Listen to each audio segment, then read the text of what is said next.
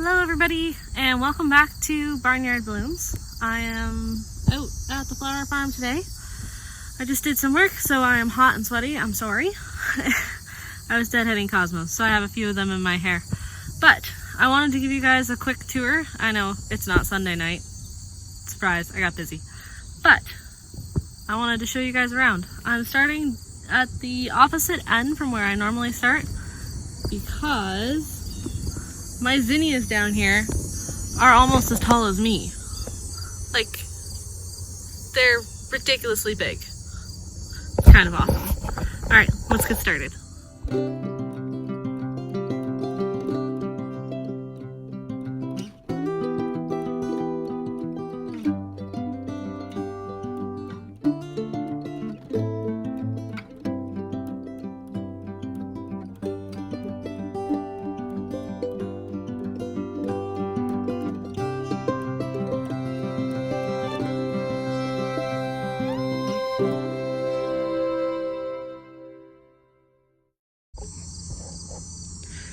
Alright, so like I said, we are going to start at the zinnias at the far end.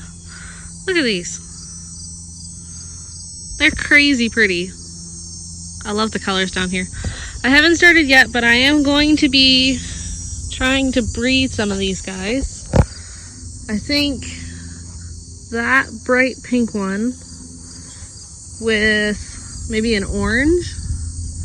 I want to try that, and the lilac one there with a white maybe would be really pretty. The celosia is doing awesome.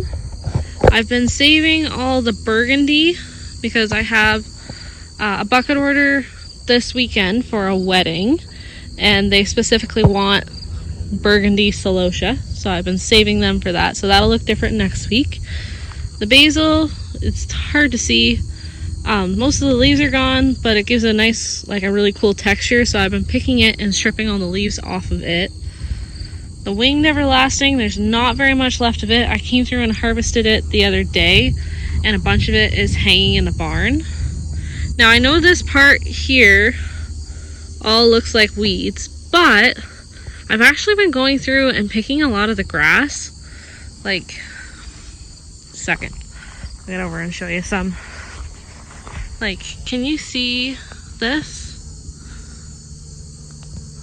Like, I've been picking... Okay, I'm back. There was a grasshopper that landed in my hair and it freaked me out. Okay, so I've been picking some of this stuff, and there's this in red as well. There's one right there. Right there is a red version of it.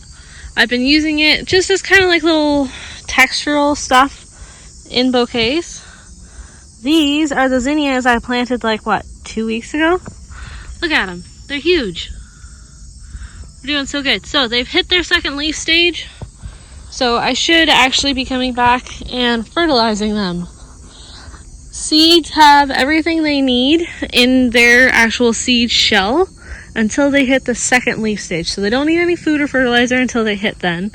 And they will start to take up nutrients from the ground. But because I really want blooms on them faster, I think I'll go ahead and give them a light fertilizer. Now, it won't be a full strength fertilizer. I'll do a half strength fertilizer on them and do it really light and see how they take to that. The snapdragons, okay, this bed looks like a weedy mess, but I weeded this one and that one. I still have to get back and do this one, but it's been so darn hot. I don't want to be out here in the heat. Anyways, they're doing good. Lots of good strong second growth on them. I really wasn't, I don't know what I was expecting, but I wasn't expecting it to be as strong as it is. Oh, hey, this is a good thing to show you. Okay, see how this one is curved? Can you see that? Sorry, I'm having problems with my autofocus. There it goes. So this one is curved like that because when I went to pick something else, I must have put weight on the top of this.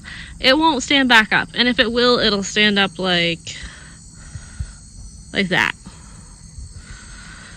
Not a very attractive look. So I might leave that one to go to seed just to see what it does, but I really like that color, that purpley lilac.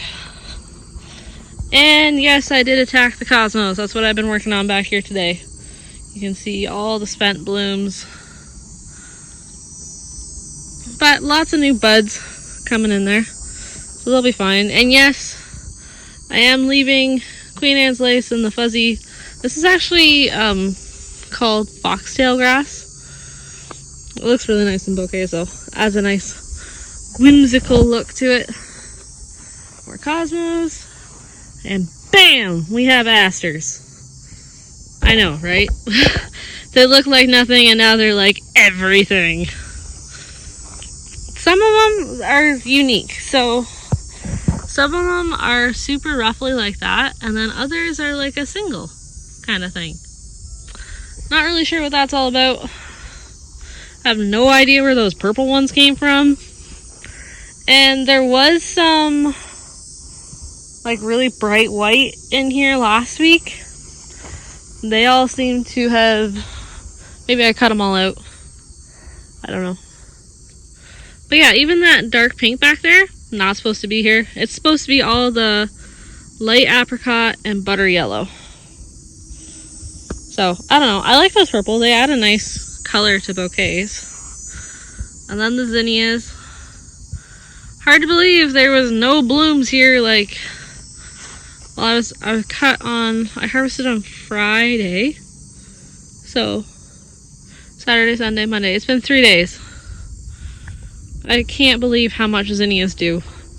Like, honestly, I fertilized them. I gave them a little bit of an extra boost just because they were looking really tired. And they look really good again. So, here, I'll show you what was going on. Here's a good case of it. So, this, I am not 100% sure the actual name for what this is. I know that it is a fungal thing that happens when it's too damp. So, part of my learning curve is learning about the spacing and stuff. Sorry, I just wanted to flip around so I could talk to you a little bit more about this. So, part of what I'm doing this year is learning how to grow these things. I've never grown zinnias before this year. So, I did a lot of research through last year, like pretty much all last year. I spent just doing research on how to grow this stuff. And the biggest recommendation I got was to grow in 4-foot wide beds with as narrow of a walkway as you can, so you could fit as much as you could on a small space. And I'm sure that works for people in drier climates. However, with it being so friggin' humid here, stuff like what's happening on these zinnias is very common. So, what I'm going to try doing, and I did an experiment with it this year. So I planted these 3 beds of zinnias, all 4 feet wide. Some of them are a little bit wider than that because it's kind of hard to tell when you're putting seeds in the ground how wide you're going. And I left very narrow walkways. I would say the walkway to the dahlias is a bit wider. It's about 24 inches wide. But over on the others, over there, they're only like maybe 18 inches wide if they're lucky. So at the far end, my third succession of zinnias, I did a 3-foot wide row. Oh, I'm sorry. There we go. Down at my other end of zinnias, I did a 3-foot wide actual planting space and left lots of room on either side of it. It was kind of just an experiment to see if they would even grow down there. And in doing that, none of those flowers down there had the issue of that kind of black spot fungal kind of thing that's going on here. So, lesson learned. Next year I will be planting in narrower beds for the actual plants to go in and wider pathways to give them more space to breathe. So, all that to say that they did all look like this. I cut them back really hard, waited until we had a week of cooler weather, and then came back and fertilized. And now all the fresh growth looks like this. So they're gonna be fine. They're gonna keep producing. They're getting extremely long stems on them, which is awesome. Like, look at this guy. There's the flower. It comes down to the plant, all the way down. It's still going. Holy crap. It's all the way down to there. Like, that's insane. Insane to me. I'm sure other people that have grown zinnias are like, yeah, that's normal. But to me, this year's all about learning, right? So I'm learning a lot, and it's awesome. All right, let's check out the dahlias. You guys see all the like white moss? Of course, I say that and they all disappear. There was like 10 white moss in here like 30 seconds ago. Anyways, the dahlias. I don't remember what this one is, but I'm honestly kind of disappointed in it because it still hasn't like opened, and it's gonna be on a ridiculously short stem length. Same with this one. Still no blooms on it. Out of the whole patch of originally 10 plants, I have 9 because one died.